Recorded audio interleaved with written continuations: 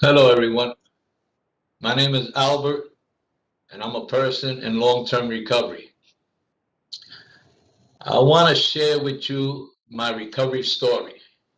I started using drugs when I was in junior high school and continue. It progressed. I went from smoking marijuana to drinking alcohol and then to harder drugs.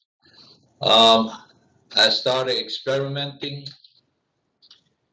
and heroin became my drug of choice.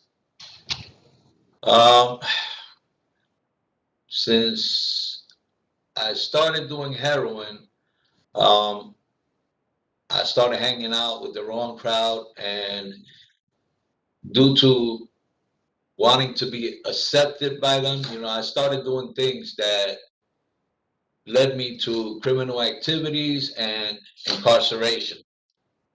So I've been in and out of jail since the age of 17. I first got arrested, but at the age of 23, I started going to jail, and it was a revolving door.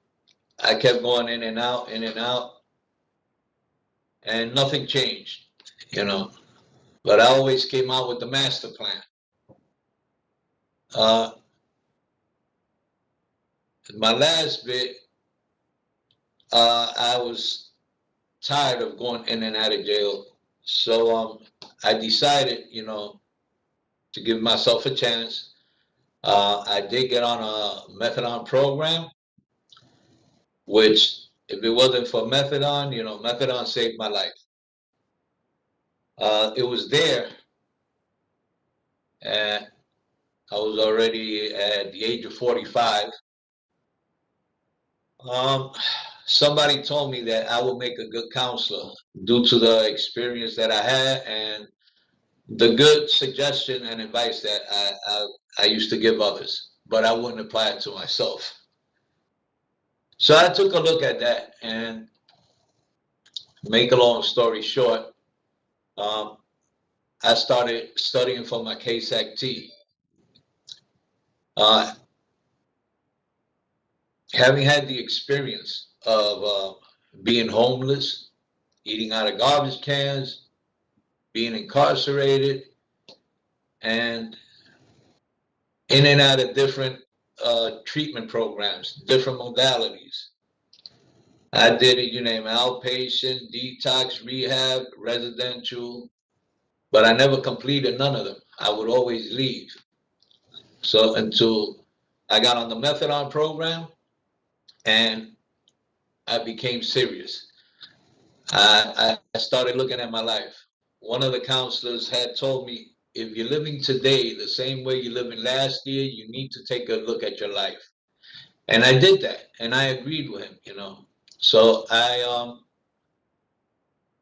went to school, studied for my CASAC, and I did good.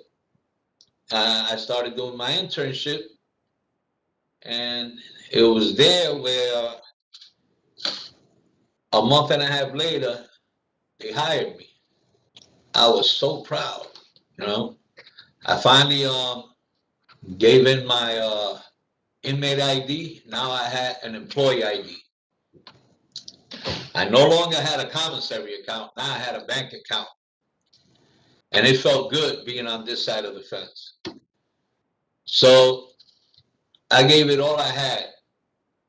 And 8 months into the program, I won the agency customer service award. And that was the first time I ever won anything. So I got very emotional with that. And a year and a half later, I became the senior counselor for the outpatient program.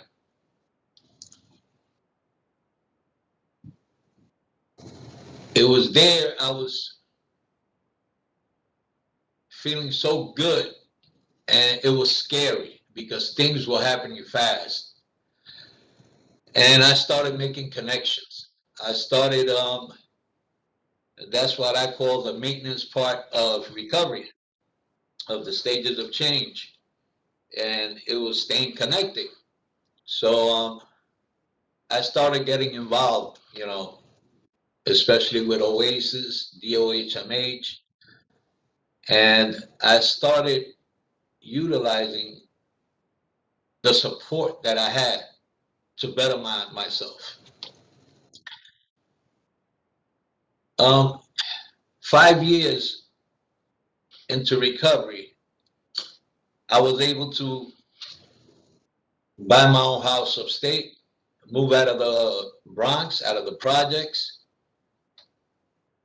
I lived in the projects for 25 years, 30 years using drugs, 25 selling drugs.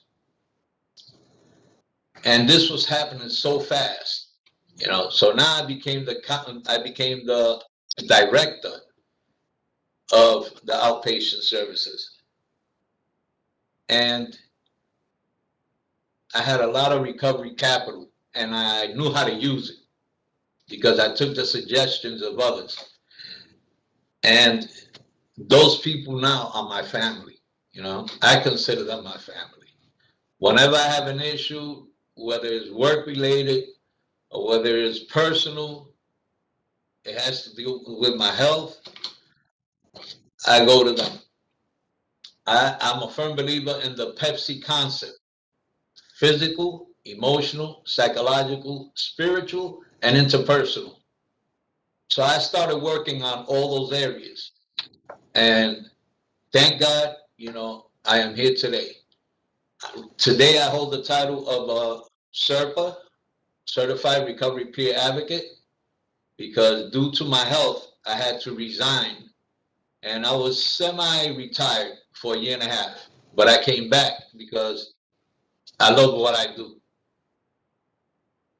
And being a person who's been through so much and overcome all these obstacles that got in my way or I put in my way, because I used a lot of it as an excuse to stay stagnated.